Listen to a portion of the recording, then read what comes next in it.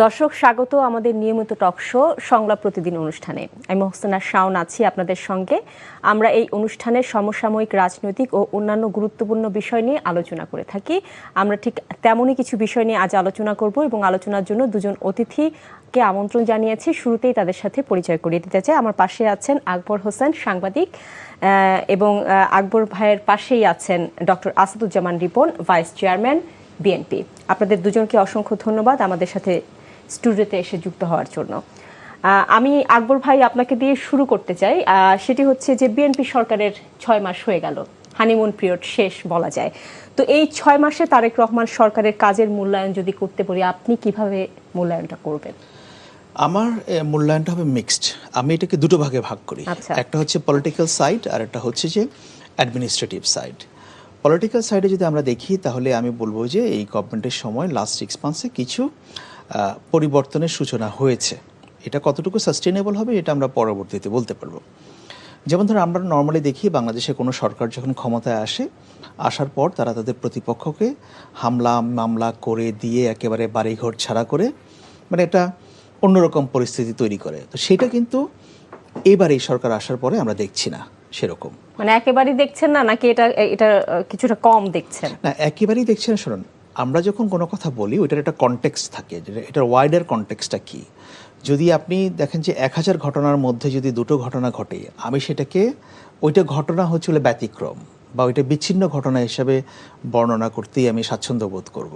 মানে কিন্তু এটা প্রবণতা না আর কি। তো সেইটা কিন্তু নাই এখনো পর্যন্ত, ওইটা একটা জায়গা। সেকেন্ড থিং হচ্ছে যে আমরা আফটার 5th of August গণ অভ্যুত্থানের পরে যে হিউম্যান রাইটসের প্রতি রেসপেক্টফুল হওয়ার যে একটা কালচার আমরা দেখেছি, ওইটা এই সরকার এখনও পর্যন্ত বজায় রেখেছে। এক বা একাধিক ঘটনা বা কিছু ঘটনা ঘটেছে, সেগুলো এগেইন সেটাকে আমি ওয়াইডার কনটেক্সটে বিবেচনা করলে দ্যাটস নট টু মাচ, ওটাকে আমরা প্রবণতা হিসেবে বলবো না। থার্ড থিং হচ্ছে ফ্রিডম অফ এক্সপ্রেশন। যে এই যে ধরুন আমরা এখানে টক শোতে এসে কথা বলছি, সোশ্যাল মিডিয়াতে লিখছি, বলছি, পত্রপত্রিকায় লিখছি, বলছি, এগুলো নিয়ে আমি এখনও পর্যন্ত সরকারের দিক থেকে ফ্রিডম অফ এক্সপ্রেশন কার্টেল করার কোনো প্রচেষ্টা আমি অন্তত দেখিনি। আপনারা যেহেতু আরও অ্যাক্টিভলি কাজ করছেন, সাংবাদিকতা করছেন, আপনারা বলতে পারবেন যে আপনারা পেয়েছেন কিনা। আচ্ছা, তো এই তিনটা হচ্ছে মোরলেস একটা পলিটিক্যাল সাইড এগুলো একটা সরকারের। এবার আসি আমি অ্যাডমিনিস্ট্রেটিভ সাইডে। অ্যাডমিনিস্ট্রেটিভ সাইডের ব্যাপারটা যদি আমি দেখি, আমি এই সরকারকে অ্যাডমিনিস্ট্রেটিভ সাইডে খুব বেশি ভালো লক্ষণ এখনও পর্যন্ত দেখতে পাচ্ছি না। ডক্টর দেবপ্রিয় ভট্টাচার্য, অর্থনীতিবিদ, তিনি একটা কথা বলেছেন গতকালকে, ওনার প্রথম আলোতে একটা ইন্টারভিউ ছাপা হয়েছে। উনি সেখানে বলেছেন যে এই সরকারকে, উনি বলছেন যে আমি এ দিতে চাই, কিন্তু সরকার এ গ্রেড দিতে চান, কিন্তু সরকার বির দিকে টানছে। আমি বলি কি, আমি এই সরকারকে A+ দিতে চাই, কিন্তু সরকার সির দিকে টানছে। কেন টানছে কয়েকটা উদাহরণ দিয়ে বলি। প্রথম কথা, দেখুন, এই 6 মাসে একটা মূল্যায়নের পরিপ্রেক্ষিতে আপনি দেখেন যে একটা মন্ত্রী পরিষদে একটা রদবদল হয়েছে, তাই না? আপনারা তো দেখলেন যে আমি একটু ঘাটাঘাটি করে দেখলাম যে বাংলাদেশে এখন যে ক্যাবিনেট সাইজ, মন্ত্রী, প্রতিমন্ত্রী, উপদেষ্টা, বিশেষ সহকারী মিলে it's a jumbo size cabinet. মানে আমার ধারণা বাংলাদেশ এখন, আমি যেটা দেখছি যে টপ 10 কান্ট্রির মধ্যে আছে যাদের মন্ত্রিসভা এত বড়। এটা সেন্ট্রাল গভর্নমেন্টের মন্ত্রিসভা এত বড় আকারের, এটা এই 10টা দেশের মধ্যে বাংলাদেশ অন্যতম এটা। আচ্ছা, এখন মন্ত্রীদের আউটপুটটা কি সেটা তো আপনাকে যাচাই করতে হবে। আপনি কাকে যে মন্ত্রণালয় দিচ্ছেন, আপনি মন্ত্রীর সংখ্যা বাড়াবেন, কমাবেন, কমছে তো না, আরও বাড়ছে। তো এটা গেলে একটা জিনিস। আর দ্বিতীয় কথা হচ্ছে যে আইন শৃঙ্খলা পরিস্থিতিজনিত যে ব্যাপারগুলো, এটা আমি একেবারেই এটাকে ভালো দৃষ্টিতে দেখছি না। এবং আপনি দেখবেন যে আপনি যদি রোজ পত্রপত্রিকা দেখেন বা বিভিন্ন ঘটনাগুলো দেখেন, বাংলাদেশে যে একটা স্বরাষ্ট্র মন্ত্রণালয় আছে, একজন স্বরাষ্ট্রমন্ত্রী আছে, আপনি এটা কোনো প্রেজেন্সটা ফিল করবেন না, একদমই ফিল করবেন না। একটা ঘটনা বলি, এবং এটার সঙ্গে তো অনেক কিছু, আইন শৃঙ্খলার সঙ্গে তো অনেক কিছু জড়িত, গভর্নেন্সের ইস্যুটাও জড়িত। এই তো কয়েকদিন আগেও নাটোর জেলায় ফ্যামিলি কার্ড দেওয়াকে কেন্দ্র করে বিএনপির নেতাকর্মীরা থানায় গিয়ে বিক্ষোভ করেছিল, এবং থানায় কেউ নাকি সেখানে হামলা ভাঙচুরও করেছে। এবং সেখানে প্রশাসনের, উপজেলা প্রশাসনের তরফ থেকে 150 জনকে নামে একটা অভিযোগ দায়ের করা হয়েছে, সেখানে বিএনপি নেতারাও ছিল। এই ঘটনার পর দিন নাটোরের ডিসি এবং 2 জন ইউএনওকে সেখান থেকে প্রত্যাহার করা হয়েছে। নাও টেল মি, এটা কি একটা ভালো সিগন্যাল? আপনার দলের নেতাকর্মী থানায় গিয়ে হামলা করছে, আপনি প্রশাসনের কর্মকর্তাদেরকে ব্যবস্থা নিতে দিচ্ছেন না, উল্টো তারা ব্যবস্থা নিচ্ছে, আপনি তাদেরকে ট্রান্সফার করে নিয়ে আসছেন। মানে হোয়াট ইজ দিস? আপনি আরও ঘটনা যদি আপনি দেখেন যে বিভিন্ন জায়গায় এই যে মবের যে ব্যাপার, কুষ্টিয়াতেও দেখেছি আমরা, দৌলতপুরে সেখানে মবের ঘটনা ঘটেছে। এই ঘটনাগুলো তো আমি কোনো দেখছি না যে গভর্নমেন্টের কন্টেইন করার মতো কোনো অ্যাবিলিটি বলুন বা যাই বলুন সেটা আছে। এরপরে আসি যে মানে যেটা সবচেয়ে বড় উদ্বেগের বিষয় হয়ে দাঁড়িয়েছে, আমি মনে করি এটার জন্য এই সরকার যদি এদিকে ডিল করতে না পারে, তাদেরকে এটার মূল্য দিতে হবে, এবং এটার মূল্যটা কতটা চড়া হবে সেটা আমি এই মুহূর্তে বলতে পারবো না, এটা আরও কয়েক বছর সময় লাগবে। সেটা হচ্ছে এনার্জি সেক্টর, বিদ্যুৎ খাত। আপনি দেখেন সরকারের মন্ত্রীরা এখন এসে বলছে, আকবর ভাই আমি আপনাকে একটু থামাবো, আমরা এই বিষয়টা নিয়ে একটু পরে কথা বলবো। আমি একটু ডক্টর আসাদুজ্জামান রিপনের কাছে যেতে চাই। রিপন ভাই, যেটি আকবর ভাই বললেন যে তিনি অ্যাডমিনিস্ট্রেশনটাকে এ থেকে সি এর দিকে নিতে চান, এবং দেবপ্রিয় ভট্টাচার্যের উদাহরণ তিনি টেনেছেন যে প্রথম আলোতে তিনি বলেছেন এর থেকে বিতে, কিন্তু তিনি বলেছেন এর থেকে সি এর দিকে নিতে চান। আপনার মতামত কি? আপনি বিএনপিতে আছেন, ভাইস চেয়ারম্যান, এবং সরকার গঠন করেছে বিএনপি। আমি নিজেও এ প্লাস দেব না নিঃসন্দেহে। 6 মাসে এ প্লাস দেওয়ার আসলে তেমন কিছু। আমি আকবর আমার অত্যন্ত একজন মানে প্রিয়ভাজন মানুষ, আনডাউটেডলি আমি তাকে ভীষণ ভীষণ পছন্দ করি, মানে তার লেখা, তার বলা সবটাই খুব পছন্দ করি। তো সেজন্য খুব পছন্দের মানুষ নিঃসন্দেহ। তো ওনার মূল্যায়নগুলো আমি অনেক ক্ষেত্রে আমি খুব একেবারেই বলা যেতে পারে গভীরভাবে আমি মোটামুটি চোখ রাখি। আচ্ছা, আপনি ওনার মূল্যায়ন বাদ দেন, আপনি বলেন আপনার। তাতে করে তার মধ্যে কোনো বায়াসনেসও দেখি না। আচ্ছা, খুব অনেস্টলি বলি, বায়াসনেস নাই। মানে আমাদের এখানে যে কজন মানুষ নির্মোহভাবে কথা বলেন, লেখেন, তার মধ্যে তাকে আমি খুব উপরের দিকে রাখতে চাই। তো ইয়াস, প্রশাসনের কথা যেটা তিনি বলেছেন আমি খুব বেশি দ্বিমত পোষণ করব না। এটা একটা কারণ ছিল, আমরা যে উত্তরাধিকার সূত্রে যে প্রশাসনিক ব্যবস্থাটা আমরা পেয়েছি, একটা হচ্ছে যে আপনার গত 15.5-16 বছরে যে প্রশাসনটা ছিল, যেটার আমরা উত্তরাধিকারী সূত্রে আমরা মানে যেটা পেলাম, তো সেখানে তো তাদের অনেকেই তো আমাদের খুব সহযোগিতা করছেন না। অনেকে গেলে তাদের রিয়াকশন, কথাবার্তা দেখলে বোঝা যায়। আচ্ছা, আর এর পরিবর্তে আমরা যাদেরকে বসিয়েছি সেটার আরেকটা সমস্যা আছে আমার কাছে মনে হয়েছে, সেটা হচ্ছে মনে করেন একটা মানুষ 10 বছর 15 বছর যাবত চাকরিতে ছিলেন না, হয়তো ডিএস লেভেলে তিনি চাকরি থেকে বিদায় নিয়েছেন অথবা ওএসডিও ছিলেন।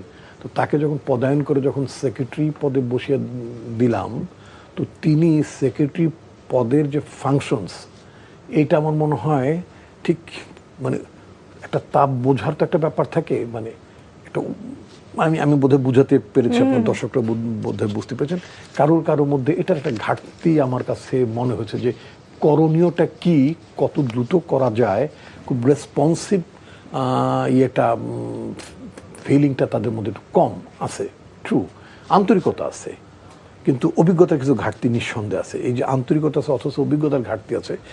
আবার পাশাপাশি আপনার মানে পতিত স্বৈরাচারের যারা, আমি দোসর এজেন্টের শব্দগুলো বলবো না, তাদের সময়ে বেড়ে ওঠা, তাদের মন মানসিকতায় প্রভাবিত হওয়া, অথবা মানে সব কিছু বেশ বলার একটা গোষ্ঠী আছে। তো এই গোষ্ঠীগুলো ইনফ্যাক্ট তারাও প্রশাসনিক কাজ করার যে এফিকেসি যেটা তাদের, সেটা তারা হারিয়ে ফেলেছে। রিপন ভাই, আমরা শুনছিলাম প্রশাসনের অসহযোগিতা এবং নানান কিছু আপনি বলছিলেন। আমি মানে আমার কাছে যেটা মনে হলো কি, ওই শেখ হাসিনার আমলে কাজ করতে যে ওরা রীতিমতো মানে ওদের চরিত্রটা হারিয়ে ফেলেছে, সোজা কথা। আমি তাদের আর বাকি বদনামটা দিচ্ছি না। আর এরপরে যাদেরকে আমরা বঞ্চিত বলে, যাদেরকে আমরা পদায়িত করেছি, শব্দটা ঠিক আছে কিনা বাংলা? আচ্ছা, যদি যাদেরকে আমরা পদায়িত করি, তাদের মধ্যে দীর্ঘ সময়ে ওই চেয়ারে বসতে না পারার বা ধাপে ধাপে ওই জায়গাগুলো এক্সারসাইজ করতে না পারার কারণে হঠাৎ করে একেবারেই ক্লাস 6 থেকে মানে ইন্টারমিডিয়েটে ভর্তি হয়ে যাওয়ার মতো একটা ব্যাপার, তাই না? তো ফলে প্রি টেস্ট এই সমস্ত বা এসএসসি ফাইনাল টাইনাল না দেওয়ার পরে যে ঘটনাগুলো ঘটে, ফলে এক kind of inertia, what to do, কোথা থেকে শুরু করব, কি করবো, এরকম একটা ব্যাপার আছে। আন্তরিকতা আছে আবার এদের প্রচণ্ড, এতে কোনো সন্দেহ নাই। কিন্তু ওই যেটা বললাম, কোথা থেকে শুরু করব, কিভাবে শুরু করব, বা কোনটা করলে কোনটা হয়, মানে এরকম একটা ব্যাপার আছে, তাই না? ফলে একজন ইনার্শিয়া আছে। এটা আমি যেটা বলি, একটা ভঙ্গুর প্রশাসনিক ব্যবস্থা আমরা উত্তরাধিকার সূত্রে পেয়েছি। এটাকে আপনার স্ট্রিমিং করার জন্য রিয়েলি আপনার একটা অ্যাডমিনিস্ট্রেটিভ লিডারশিপ দরকার, যেটার একটা মানে আমার কাছে ব্যক্তিগত, আমি তো একজন নাগরিক এবং পেশায় আমি সাংবাদিকতা করি, তো ফলে আমার কাছে আমি এই অভাবটা খুব সিরিয়াসলি বোধ করি, আমার কাছে যেটা মনে হয়েছে। আর আপনি আইন প্রয়োগকারী সংস্থার কথা তিনি যেটা বলেছেন, এটা আমি একেবারেই দ্বিমত পোষণ করব না। আমি ছোট্ট একটা ঘটনা টানতে চাই, প্রবাবলি আপনার টিভি চ্যানেলও বোধহয় দেখিয়েছেন, এই যে মাঝখানে ছাত্র সংগঠনগুলোর মধ্যে যে একটু ক্যাচাল গন্ডগোল হলো, সেখানে আলিয়া মাদ্রাসার সামনে পুলিশকে একটা ব্যারিকেড টাইপের, যেটা সাধারণত মানে ব্লকেড বলে না, ব্লক করলো। অপর প্রান্তে একজন আলিয়া স্টুডেন্ট অথবা স্টুডেন্টের পরিচয় যে হোক, the way he was accusing or rebuking the prime minister, যেভাবে প্রাইম মিনিস্টারকে গালমন্দ করছে, যে ভাষায় কথা বলছে, এটা এখন একটা কালচারে পরিণত হয়ে গেছে। তো এরপরে ভদ্রলোককে পুলিশ, এবং দেখলাম যে ওখানে একজন সাব ইন্সপেক্টর লেভেলের অফিসার ছিলেন, তিনি খুব নির্বিকারভাবে তিনি আরেকদিকে তাকিয়ে আছেন।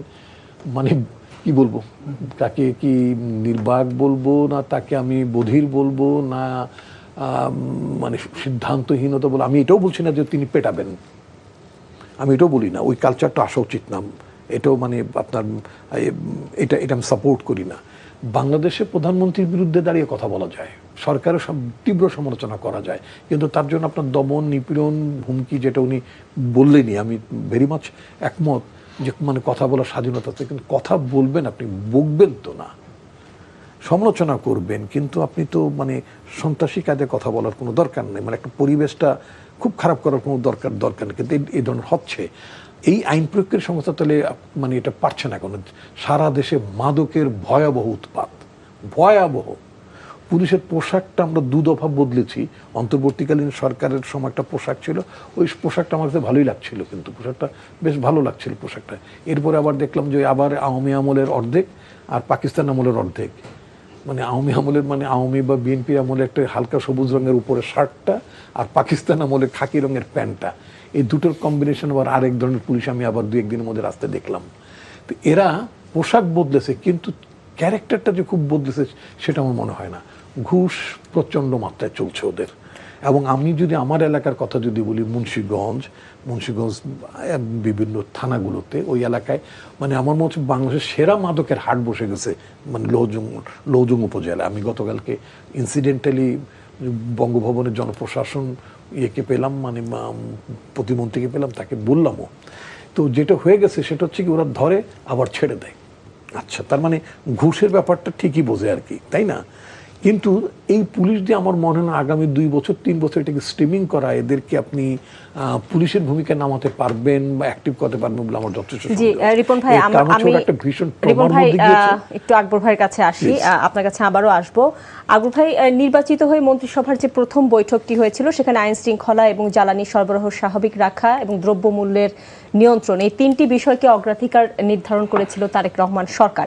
তো জ্বালানি সংকট তীব্র এবং আইন শৃঙ্খলার কথা তো বললেনই রিপন ভাই, যে আপনিও বললেন যে আইন শৃঙ্খলার অবস্থার অবনতি, দ্রব্যমূল্যের উচ্চ মূল্য আমরা দেখতে পাচ্ছি। তাহলে অগ্রাধিকার দেওয়া ক্ষেত্রগুলো 6 মাসে কি করলো সরকার? আসলে সরকারের করণীয়টা কি ছিল বা তারা অগ্রাধিকার যেগুলোতে সেট করেছে এগুলোতে আসলে তেমন কিছু করতে পারেনি, এবং আমি অবশ্য এক্সপেক্টও করি না যে এখানে হয়তো অনেক দ্রুত গতিতে কোনো পরিবর্তন আসবে।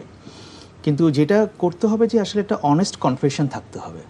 আমরা যে কাজগুলো মানে সরকার যে কাজগুলো করবে সেটা তারা কেন করতে পারছে আর কেন করতে পারছে না, এটার একটা স্পষ্ট ব্যাখ্যা থাকা দরকার। যেমন ধরুন, এই যে এখন বিদ্যুৎ এবং গ্যাসের সংকট নিয়ে যেটা বলা হচ্ছে, যে আওয়ামী লীগ আমলের সময় সেইটার বোঝা তারা এখনও বহন করছে। তো সেটাই যদি হয়, তাহলে ইন্টারিম গভর্নমেন্টের সময় এই ক্রাইসিসটা তৈরি হলো না কেন? একটা ক্রাইসিস এখানে হচ্ছে, সেটা বুঝতে পারছি, এটা যুদ্ধের কারণে, ওটা একটা জেনুইন রিজন আছে। এখন এর বাইরেও কিন্তু অন্য কথা আছে। যেমন আমরা ওই দিন শুনলাম অর্থমন্ত্রী বললেন যে এই সংকট 2 বছরের আগে সমাধান করা যাবে না, তাই না?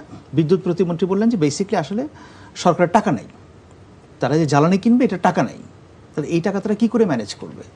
তার মানে বোঝা যাচ্ছে সংকটটা অনেক গভীরে। এখন যে প্রশ্নটা উঠছে যে আপনি যখন ক্ষমতায় আসবেন, আপনি যখন ইলেকশনের সময় আপনি যখন ক্ষমতাটা গ্রহণ করলেন, তখন তো আপনার এগুলোর সম্পর্কে একটা রোড ম্যাপ দেওয়া দরকার ছিল, যে এই যে দেখুন আমরা এই পেয়েছি এবং এটা সেটেল করতে আমাদের এই পরিমাণ সময় লাগবে। এখন যখন হঠাৎ করে ক্রাইসিস শুরু হলো, এখন এসে আপনারা বলছেন যে আমার 2 বছর সময় লাগবে। তো এই দেশের মানুষ কি 2 বছর বসে থাকবে? আমরা কি 2 বছর এরকম প্রতিনিয়ত লোডশেডিং এবং গ্যাসের ক্রাইসিস এটা চলতে থাকবে? এটা তো হওয়া উচিত না। এখন প্রশ্ন হচ্ছে যে সরকার এটাকে কিভাবে ডিল করবে। আমি সেরকম কোনো পরিকল্পনাও দেখতে পাচ্ছি না। I am very sorry to say, একটা উদাহরণ আমি এখানে না দিলেই নয়। সেটা হচ্ছে এই বিএনপি সরকার যখন এর আগে ক্ষমতায় ছিল 2001 সালে, তখন কিন্তু বিদ্যুৎ সেক্টরে এরকম একটা প্রবলেম হয়েছিল, এবং সেই বিদ্যুৎ সেক্টরের প্রবলেমের কারণে তৎকালীন যিনি বিদ্যুৎ প্রতিমন্ত্রী ছিলেন ইকবাল হাসান মাহমুদ, ওনাকে কিন্তু সরিয়ে দেওয়া হয়েছিল। কেউ কেউ বলতেন যে না ঠিক আছে, ওনাকে স্কেপগোট করা হয়েছিল, কিন্তু যাই হোক ওনাকে সরিয়ে দেওয়া হয়েছিল। তা আপনি 20 বছর আগে যে ব্যক্তিকে বিদ্যুৎ মন্ত্রণালয়ে ব্যর্থতার কারণে সরিয়ে দিলেন, আবার 20 বছর পর আপনি কি করে তাকে পূর্ণমন্ত্রী মানে প্রমোশন দিয়ে নিয়ে আসেন? Does it really make sense? জনগণের কাছে এটার ব্যাখ্যা কি? তাহলে আমি কি বুঝবো অ্যাজ এ সিটিজেন যে আসলে কি বিএনপি সরকার চায়, তাদের আন্তরিকতা আছে?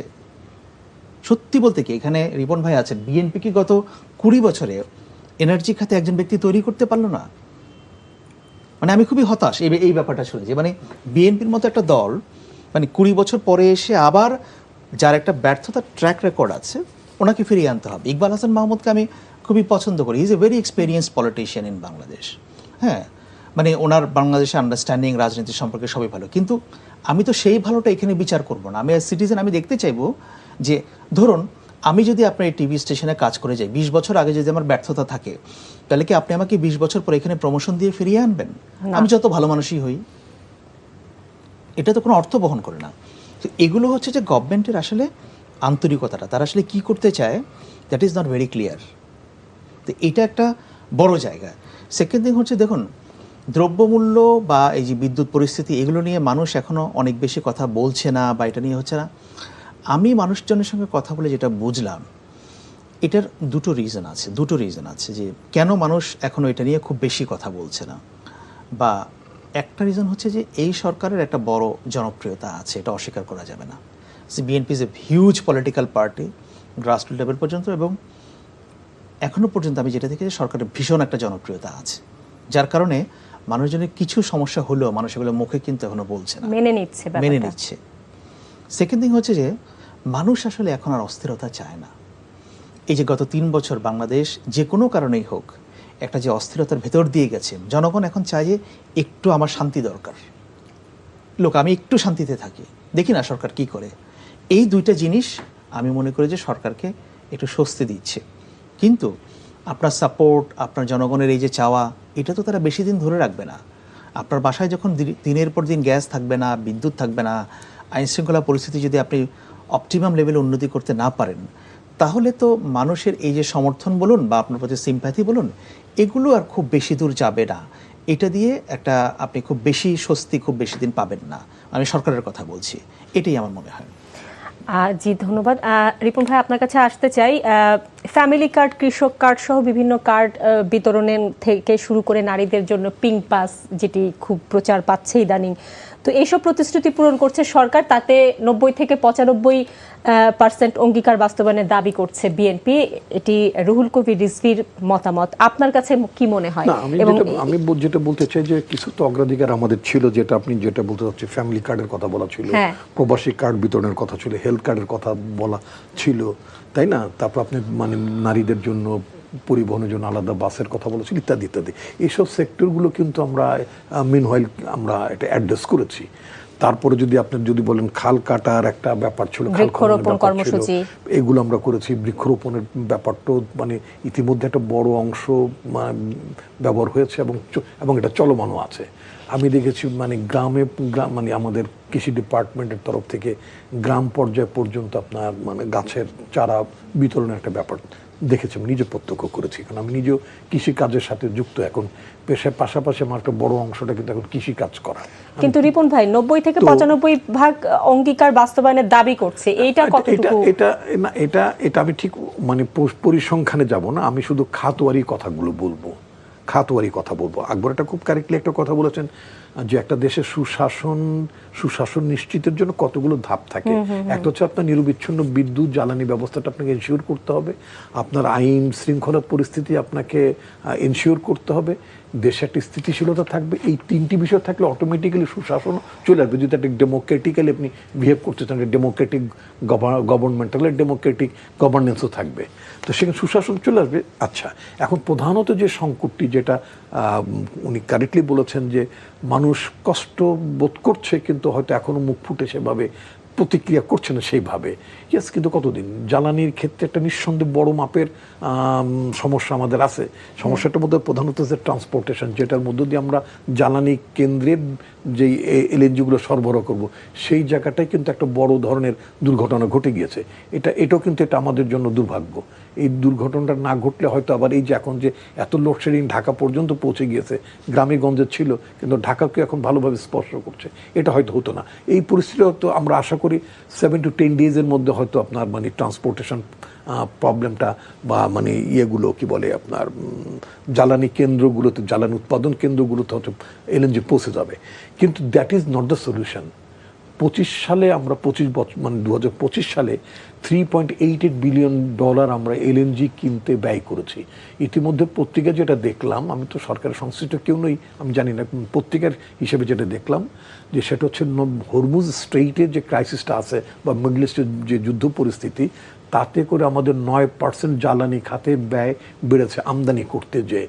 তাহলে এই বছর যদি আমি 25 সালের মতোই যদি আমদানিটা যদি স্ট্যান্ডার্ড ধরি, তাহলে এই বছর আমার 4 বিলিয়ন পার হয়ে যাবে। এভরি ইয়ার 4 বিলিয়ন অথবা 4+ বিলিয়ন যদি আমাকে এলএনজি ইম্পোর্ট করতে হয়, এবং আমার যেখানে গ্যাসের প্রেশার নেই, আমি যে রাতারাতি গ্যাস পেয়ে যাবো তাও না, আমি ব্লু ইকোনমি আমি অ্যাভেল করবো, সেই পরিস্থিতির মধ্যে আমি রাইট নাও করতে পারছি না। তাহলে আমার অবস্থাকে জনগণকে এত এই সমস্ত তাত্ত্বিকতা শুনবে না। তাহলে জনগণকে আপনার একটা সলিউশন দিতে হবে, যেটা আমাদের গভর্নমেন্টের কেউ হয়তো বলেছেন 2 বছর 3 বছর লাগবে। I don't agree with that idea. আমি গত 3 দিন ধরে কন্টিনিউয়াসলি রিলেন্টলেসলি আমি বলে আসছি যে যেই জ্বালানি আমাদের দেশে মোটামুটি গড়ে 14,000 মেগাওয়াট বিদ্যুৎ লাগে, মোটামুটি আপনি সামাল দিতে পারেন। এই 14,000 মেগাওয়াট বিদ্যুতের মধ্যে 7,000 মেগাওয়াট বিদ্যুৎ উৎপাদন করা, মানে 7,000 মেগাওয়াট অর্থাৎ 50%। গতকালকে আমি একটা পত্রিকায় দেখলাম গভর্নমেন্ট একটা নীতি ঠিক করেছে 2040 সালের মধ্যে তারা 40% বিকল্প জ্বালানির ক্ষেত্রে তারা রিচ করতে পারবেন। I don't agree with them. আমি মনে করি 1 বছরের মধ্যে, 3 বছর না, 1 বছরের মধ্যে আমরা 7,000 মেগাওয়াট বিদ্যুতের সুবিধা জনগণকে দিতে পারি। বলবেন যে তাহলে আপনি কীভাবে বলছেন? 4,000 মেগাওয়াট বিদ্যুৎ তো right now without any investment of the government, 1 টাকা গভর্নমেন্ট ইনভেস্টমেন্ট নাই, এবং 1 টাকা আপনার ওয়ার্ল্ড ব্যাংক IMF থেকে না এনে শুধুমাত্র empowering the people and keeping confidence on the people. জনগণের প্রতি আপনি আস্থা রাখেন, জনগণকে আস্থায় নিয়ে জনগণকে ক্ষমতায়িত করে আমরা যে মিল ভিটে দুধটা খাই না, এটা কি মিল যারা দুগ্ধ মানে আপনার মানে উৎপাদনকারী, তাদের তো একটা সমবায় সমিতি মিল ভিটা। একসময় তো মিল ভিটা একমাত্র কোম্পানি ছিল যারা পাস্তুরিত দুধ সরবরাহ করতেন ঢাকা সহ বাংলাদেশের বিভিন্ন জায়গায়। Solar power energy producers association বা cooperative association, a kind of মানে প্ল্যাটফর্ম, এটা ঢাকা শহর আপনি জাস্ট ইমাজিন করেন, এভরি হাউসে রুফটপ, চীনে তো এটা আছে। আমি চীনে 3 বার আমি গিয়েছি, চীনে আছে এভরি হাউসের রুফটপ, সরকারি বেসরকারি সমস্ত জায়গায় যদি আপনি রুফটপে যদি আপনি সোলার প্যানেল কানেকশনটা ম্যান্ডেটরি করে দেন, জনগণ হয়তো বলবে আমার টাকা আমি নিজে 2 লাখ 4 লাখ টাকা খরচ করে আমি লাগাতে পারবো না। আপনি শুধু ব্যাংককে বলে দেবেন, ব্যাংক তো ভালো জায়গায় বিনিয়োগ করতে চায়, গাড়িতে বিনিয়োগ করতে চায়, নানান মানে কি বলে অনুৎপাদক খাতে ব্যাংক বিনিয়োগ করে।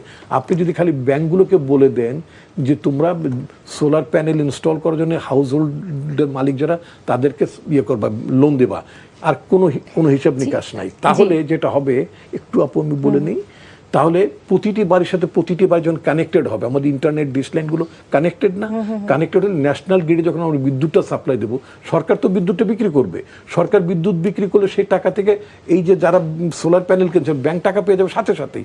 অতএব এই টাকাটা আপনার ব্যাড ইনভেস্টমেন্ট না, আলটিমেটলি আপনি নিজের পায়ে দাঁড়িয়ে যাচ্ছেন। 1 বছরের মধ্যে আপনি ঢাকা শহরে ওয়ার্ল্ড ব্যাংকের একটা অ্যাসেসমেন্ট আছে 6.8 মানে আপনার মানে গিগাবাইট নাকি গিগা বলে, অর্থাৎ 800 মেগাওয়াট বিদ্যুৎ শুধু ঢাকাতে উৎপাদন করা সম্ভব। That is the assessment of the world bank. আমি চিটাগং এর কথা বাদ দিলাম, খুলনা বাদ দিলাম। জি, অ্যাসেসমেন্টটা সম্পর্কে আসলে আমরা দেখি যদি সময় পাই তাহলে আরেকটু বলি একটু, আমার হাতে সময় নাই, আমি 30 সেকেন্ডসে বলে দিই। ইভেন আমরা এতদিন শুনতাম যে বিদ্যুৎ যেটা রাতে 1টা থেকে রাত 4টা 4:30 পর্যন্ত যে বিদ্যুৎটা আমরা কম প্রায় অলমোস্ট 25% আমার কনজাম্পশনটা ইউজ করি না, বা বিদ্যুৎটা ড্রেনেজ হয়ে যায়। এই বিদ্যুৎটাকে আপনি ক্যাপচার করে স্টোর করতে পারেন। হ্যাঁ, এটা লিথিয়াম ব্যাটারি প্রযুক্তি একটা আছে চায়নাতে, ইভেন ইন্ডিয়াতে আমি ঘেটে দেখলাম, ইন্ডিয়া তো 4টা মানে কম্পোনেন্ট তারা করেছে। বিদ্যুৎ ধরে রাখতে পারবেন যদি আপনি প্রতিদিন 4000 ওয়েস্টেড বিদ্যুৎটা যদি ক্যাপচার করতে পারেন, আর যদি নিজেরও যদি কমপক্ষে 4000 বিদ্যুৎ 3 থেকে 4000 মেগাওয়াট বিদ্যুৎ 1 বছর উৎপাদন করতে পারেন, তো 7000 মেগাওয়াট বিদ্যুৎ যদি আপনি অনায়াসে তো করতেই পারছেন, সার্ভিস দিতে পারছেন, তাহলে এত সংকটটা থাকবে কেন? সংকটটা হচ্ছে সদিচ্ছা, সংকট হচ্ছে প্ল্যানের, সংকট হচ্ছে এক্সিকিউশন। জি জি, ঠিক আছে।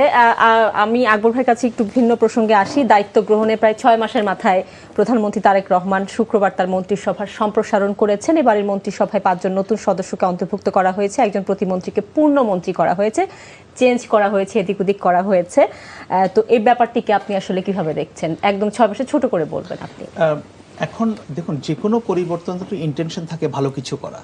এখন ভালো কিছু কি এবং পারফরম্যান্সের কথাটি তারেক রহমান প্রথমেই বলেছেন। এখন কিসের ভিত্তিতে করেছেন, তাদের পারফরম্যান্সে কি ঘাটতি হয়েছে সেটা তো আমরা জানি না এখনো পর্যন্ত। কিন্তু আবার অনেক জায়গায় দেখলাম যে পারফরম্যান্সের ঘাটতি যেখানে আছে তারা আবার টিকেও রইলেন অনেকে, সেটাও দেখতে পাচ্ছি। এখন আসলে কোন আইডিয়া থেকে এটা করেছে সেটা আমি বুঝতে পারছি না। তবে আমার ধারণা যে এখানে একটা আইডিয়া ছিল যে আরো কিছু লোককে অ্যাকোমোডেট করা, কাউকে খুশি করা, যেটা আমরা বুঝতে পারছি।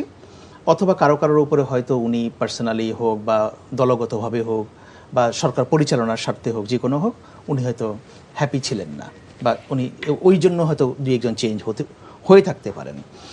এখন আমাদের তো একটা বিশাল মন্ত্রিসভার আকার। কারণ আমি যেটা বলতে চাই যে আমাদের এমন অনেক মন্ত্রণালয় আছে, সেখানে মন্ত্রী প্রতিমন্ত্রী আমাদের কোনো প্রয়োজন নাই, একজন মন্ত্রী থাকলেও চলে। কিন্তু সেখানে তো আবার পররাষ্ট্র মন্ত্রণালয়ে আমরা দেখতে পাচ্ছি আরো একজন প্রতিমন্ত্রী নিয়োগ দেওয়া হয়েছে। সম্ভবত ধর্মতেও একজন মন্ত্রী একজন প্রতিমন্ত্রী করেছে, তথ্য মন্ত্রণালয়ে একজন মন্ত্রী একজন পররাষ্ট্রতে আমি বলছি কেন, পররাষ্ট্রতে হচ্ছে 2 জন প্রতিমন্ত্রী আছে এখন। না, সেটা থাকতে পারে। এখন যদি পররাষ্ট্র মন্ত্রণালয়কে গভর্নমেন্ট যদি কয়েকটা ভাগে ভাগ করে ফেলে, যেহেতু ফরেন মিনিস্টার আগামী 1 বছর উনি ব্যস্ত থাকবেন, জাতিসংঘের সাধারণ পরিষদের উনি সভাপতি নির্বাচিত হয়েছেন। সো হয়তো 2 জন প্রতিমন্ত্রীকে 2টো করে ভাগ করে দিলে একজন হয়তো ফরেন ট্রিপগুলো দেখলেন, বা একটা ভাগ করে তারা কাজটা করতে পারেন। এটা আমি খারাপভাবে দেখি না। ফরেন মিনিস্ট্রি বাংলাদেশের জন্য এই মুহূর্তে অত্যন্ত গুরুত্বপূর্ণ। কিন্তু আমার ধর্ম মন্ত্রণালয়ে 2 জন মন্ত্রী লাগবে কেন? আমার তথ্য মন্ত্রণালয়ে 2 জন মন্ত্রী লাগবে কেন? না, আমার যেখানে দরকার, যেমন স্বাস্থ্য, শিক্ষা, খাদ্য, যোগাযোগ, এগুলোতে প্রয়োজন আছে। সো আমি মনে করি কি ওই রিশাফলটা করারও প্রয়োজন ছিল। এবং সরকার আসলে এই যে একটা বিরাট আকারের মন্ত্রিসভা, শেষ পর্যন্ত এটা কি ডেলিভার করবে, এটার অবজেক্টিভিটিটাও থাকা দরকার। এবং আরেকটা ব্যাপার আছে, সেটা হচ্ছে যে আমি মনে করি যে গভর্নমেন্টের অনেক সিদ্ধান্ত হয়, সিদ্ধান্তগুলো কি আদৌ বাস্তবায়ন হয় কিনা, এটাকে মনিটর করার জন্য গভর্নমেন্টের একটা পলিসি ইমপ্লিমেন্টেশন ডিপার্টমেন্ট, মানে প্রধানমন্ত্রীর কার্যালয় কেন্দ্রিক করা উচিত, যেটা এক্সপার্ট এবং পলিটিশিয়ানদের সমন্বয় হতে পারে। ওনাদের কাজ হবে যে এই মাসে আমরা কয়টা সিদ্ধান্ত নিলাম, সেগুলোর অগ্রগতি কী পরের মাসে, এগুলো একটা ডেডলাইন সেট করা, কে কী কাজ করলো, এগুলো দেখা। সরকারের যেটা সমস্যা, বড় সমস্যা, সেটা হচ্ছে সিদ্ধান্ত হয় প্রচুর কিন্তু বাস্তবায়ন হয় কম। সো আমি আশা করি হয়তো সামনের দিনগুলোতে প্রাইম মিনিস্টার, যেহেতু উনি মন্ত্রিসভায় রদবদল করছেন, আমরা এখনও আশা করতে পারি হয়তো সামনের দিনগুলোতে আরও রদবদল হয়তো হবে। এবং কার পারফরমেন্সটা কি, এটা যেন মেজার করা যায়, পারফরমেন্সটা এটা যেন মুখে মুখে না হয়, আমরা যেন বুঝতে পারি যে হ্যাঁ অমুকের এই কারণে তার এটা হয়েছে। এটা হলে পরে আরো বেশি ট্রান্সপারেন্সি আসবে। আমরা আসলে আশা করি যে এই রদবদলটি আসলে প্রত্যাশিত সুফল বয়ে আনবে আমাদের মাঝে। আপনাদের দুজনকেই অসংখ্য ধন্যবাদ আমাদের সময় দেওয়ার জন্য। দর্শক, সংলাপ প্রতিদিন আজ এ পর্যন্তই ছিল। আপনারা যে যেখানে আছেন ভালো থাকবেন, সুস্থ থাকবেন, সুন্দর থাকবেন। ধন্যবাদ।